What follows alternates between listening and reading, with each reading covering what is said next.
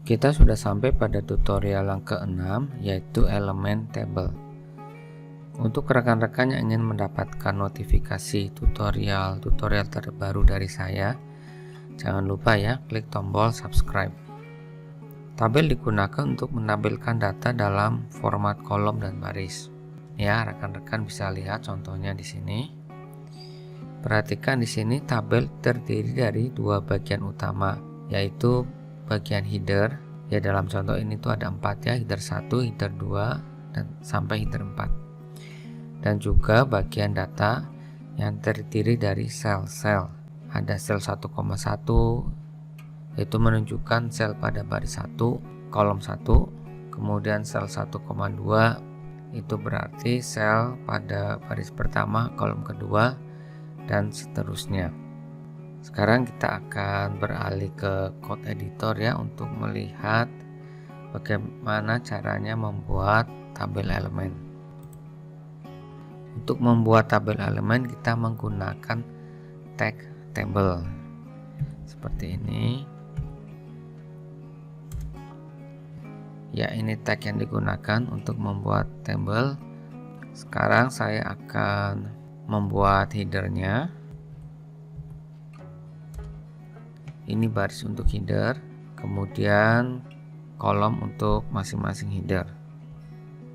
Oke, misalkan kolom pertama headernya berjudul nama, kemudian kolom yang kedua grup, kolom ketiga nomor telepon, keempat juga nomor telepon. Ya, mungkin satu orang bisa memiliki 2 buah nomor, dan yang terakhir email. Oke, ini baris untuk header. Sekarang saya akan membuat datanya. Oke, ini baris pertama dari data. Untuk kolom pada data menggunakan tag td. Nah, ini diisi nama, misalkan ya namanya. Kemudian grupnya, misalkan grup A, nomor teleponnya, misalkan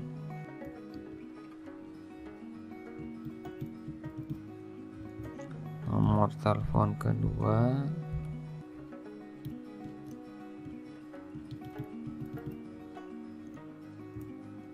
selanjutnya email.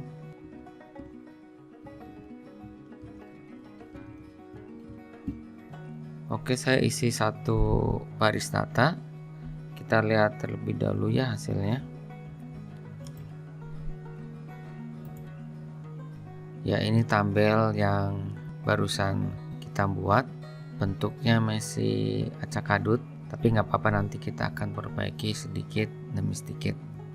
Saya akan tambah beberapa baris data ya biar tambah seru. Oke, sebentar.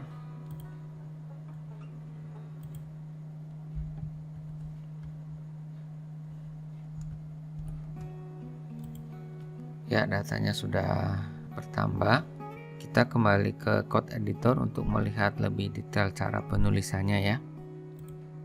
Jadi setiap baris ini dimulai dengan tag tr. Ya, ini baris pertama untuk header, ini baris kedua, baris ketiga, dan seterusnya. Dan di setiap baris terdiri dari kolom-kolom. Nah, untuk kolom header kita menggunakan tag th, sedangkan untuk data menggunakan tag td. Jika kita menggunakan tag th, maka browser akan secara default menggunakan huruf atau font yang tebal dan dia rata tengah. Kita lihat lagi ya di ini dokumen HTML-nya. Nah, ini hurufnya lebih tebal dan dia rata tengah. Sedangkan untuk td yang ini ya, itu hurufnya biasa saja dan dia rata kiri. Terlihat tidak rekan-rekan? Oke, mungkin nanti saya kasih border dulu ya agar bisa terlihat lebih jelas rata kiri dan rata tengahnya. Oke, sebagai informasi, style atau tampilan untuk table semuanya menggunakan CSS. Dalam tutorial ini saya akan menunjukkan beberapa properti CSS dari tabel yang sering digunakan. Sebelum melanjutkan ke CSS, mungkin ada pertanyaan, apakah kita bisa menggunakan tag TD untuk header? Jawabannya bisa, tetapi kita akan kesulitan ketika menggunakan CSS. Kayak misalkan ya, kita ganti tag TH dengan tag TD. Jadi headernya saya samakan menggunakan tag TD.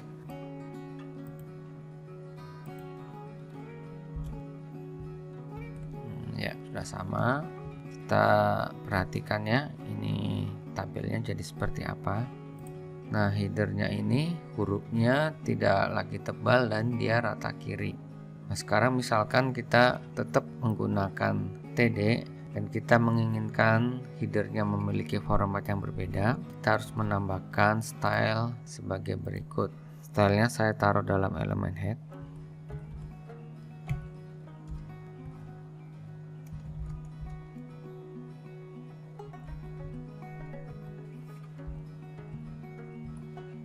Ini hurufnya pakai huruf tebal, kemudian rata tengah.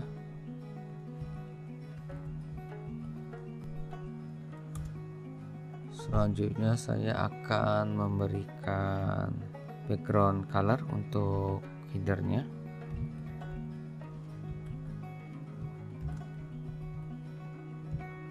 Oke, saya save. Nah, sekarang semuanya kena dampak ya. Ya, ini karena kita menggunakan kolom TD baik untuk kolom header maupun kolom data. Makanya ini salah satu kelemahan kalau kita tidak membedakan antara kolom untuk header dan kolom untuk data. Ya, ini sih bisa diakalin juga ya kalau kita tetap mau pakai TD. Jadi kita mesti tambahkan beberapa ini script untuk stylenya. Jadi karena kita ingin formatnya ada di baris pertama saja, maka harus ditambahkan nih.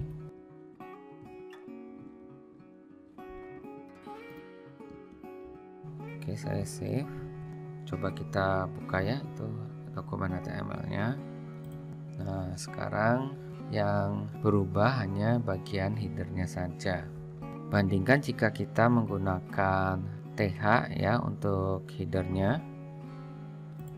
Oke, saya rubah lagi.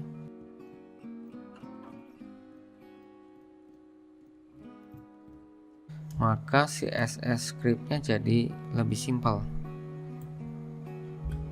Dua properti ini tidak usah karena itu memang properti bawaan dari TH. Jadi saya cukup menambahkan satu properti saja. Oke, mari kita lihat hasilnya. Nah, ini hasilnya. Ya, saya refresh untuk memastikan. Oke, terlihat kan CSS-nya jadi lebih simpel dibandingkan ketika kita menggunakan tag TD untuk header. Kita juga bisa menambahkan caption atau judul pada satu tabel. Nah, di tabel ini ada tag yang namanya caption. Penulisannya seperti ini. Misalkan saya beri judul ini. Oke, kita lihat tabelnya kembali. Nah, ini captionnya, data sukarelawan. Sekarang saatnya kita ini ya pakai CSS agar tabelnya lebih enak dilihat. Kita kembali ke code editor. Pertama, setiap kolom baik yang di header maupun di bagian data saya kasih border. Mengenai aturan penulisan dan juga komen-komen yang ada di dalam CSS akan saya jelaskan lebih detail nanti pada waktu video tutorial CSS sudah saya upload di YouTube. Jadi sekarang rekan-rekan tinggal ini ya mengikuti saja. Tapi kalau rekan-rekan ada pertanyaan mengenai CSS yang digunakan dalam tutorial ini, silahkan tulis di kolom komentar, nanti saya akan jelaskan lebih detail. Oke, ini bordernya, kita lihat ya. Bordernya mungkin warnanya kurang ini ya, kurang tua. Ya oke, lebih terlihat. Namun masih kurang bagus ya ini modelnya. Saya coba lagi. Space bordernya saya hilangkan. Ini.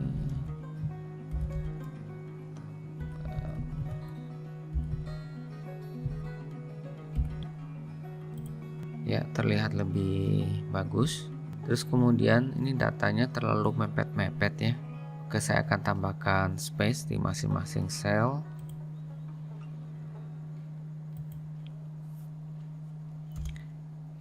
Ini misalkan saya kasih space.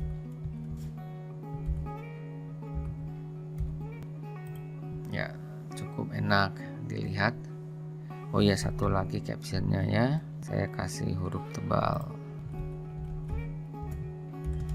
Dan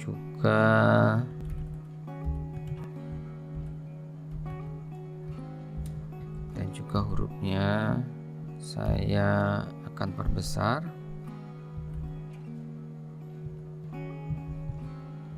Oke. Ya, tabelnya sudah lebih enak dilihat. Oke, selanjutnya rekan-rekan perhatikan tabel ini. Nah, di sini ada dua hal yang akan saya tunjukkan. Pertama, ini kolom span. Sel ini menggabungkan dua buah kolom header. Kemudian yang kedua, row span. Sel ini menggabungkan salah satu kolom di baris pertama dan baris kedua. Nah, sekarang saya akan menunjukkan bagaimana cara membuat column span dan row span. Sebelumnya kita lihat tabel yang tadi dibuat. Katakanlah saya akan menggabungkan ini dua buah header, font 1 dan font 2, dan mengganti judul headernya menjadi font. Ya, seperti ini caranya. Nah, ini kan font 1 dan font 2 yang akan digabung ya. Saya kasih atribut call span 2. Jadi ada dua kolom yang akan digabung. Headernya saya akan rubah menjadi ini font saja, dan yang font 2 ini saya hapus. Oke, kita lihat hasilnya. Terlihat di sini header font 1 dan font 2 sudah digabung. Selanjutnya saya akan menunjukkan bagaimana cara membuat row span. Ini setiap grup ada dua baris ya, AA, BB. Nah, saya akan gabungkan menjadi sebuah sel saja, yaitu A, dan juga satu sel untuk B. Mari kita lihat caranya. Nah, ini untuk menggabungkan grup A dulu ya.